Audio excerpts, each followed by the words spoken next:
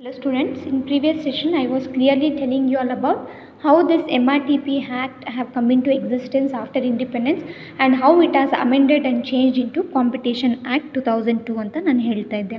Now today we'll see what are the prohibitions which comes under MRTP Act. That means what are the major areas in which MRTP Act used to control. So ಅದನ್ನು ನಾವು prohibitions ಅಂತ ಕರಿತೀವಿ.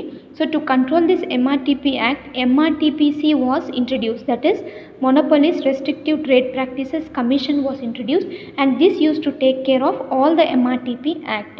So what are the prohibitions? We have three prohibitions. One is monopolies trade practices, next is restrictive trade practices, unfair trade practices.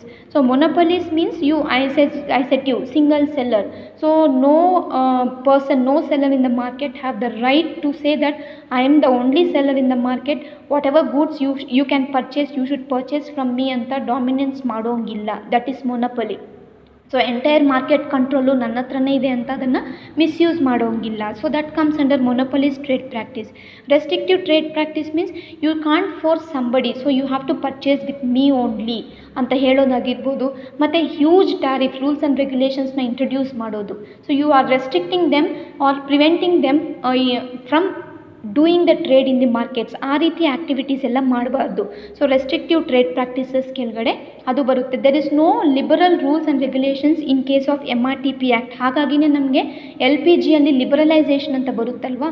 So that means that only the rules and regulations which comes under MRTP act was liberalised. Certain ಸ್ವಲ್ಪ free ಆಗಾಯಿತು, so that every competitor in the market can equally compete in the market and ಈ can trade.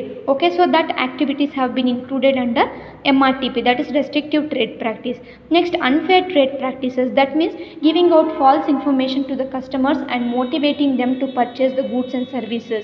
Okay, so idu bandbitu unfair trade practices kelgade bantu.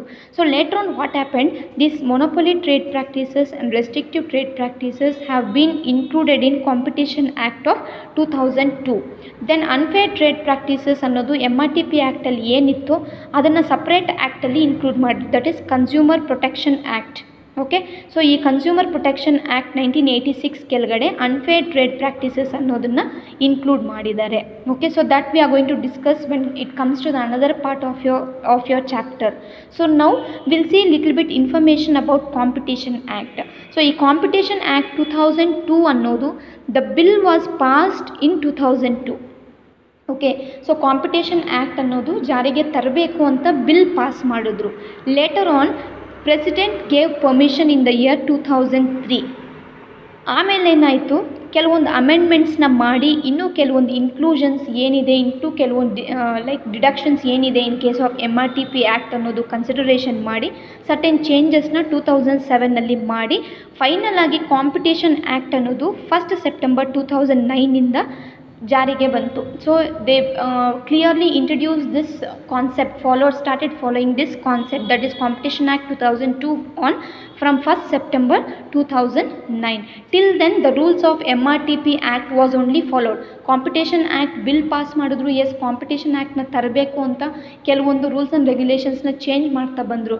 Actual ಆಗಿ amendment ಆಗಿ finalise ಆಗಿ competition act complete ಆಗಿ MRTP act ಕಂಪ್ಲೀಟಾಗಿ cancel ಆಗಿ competition act ಅನ್ನೋದು ಕಂಪ್ಲೀಟಾಗಿ start ಆಗಿದ್ದು ಬಂದುಬಿಟ್ಟು 1st September 2009. Till then MRTP rules and regulations follow ಆಗ್ತಾಯಿತ್ತು. Certain rules and regulation change ಆಗಿರೋದು ಕೂಡ ಇಂಪ್ಲಿಮೆಂಟ್ ಮಾಡಿದ್ರು. ಬಟ್ ಫೈನಲ್ ಆಗಿ ಚೇಂಜ್ ಮಾಡಿದ್ದು 2007ನಲ್ಲಿ ಅಮೆಂಡ್ಮೆಂಟ್ ಮಾಡಿ 2009ನಲ್ಲಿ ಕಂಪ್ಲೀಟಾಗಿ MRTP ಆ್ಯಕ್ಟ್ನ ರಿಪೀಲ್ ಮಾಡಿಬಿಟ್ರು. So officially they said that MRTP act does not come into the observation ಅಂತ ಅದನ್ನು ಕ್ಯಾನ್ಸಲ್ ಮಾಡಿ they introduce this competition act and that came into existence from 1st September 2009. Keep this information in your mind. We'll continue the concepts in coming up classes. Have a nice day.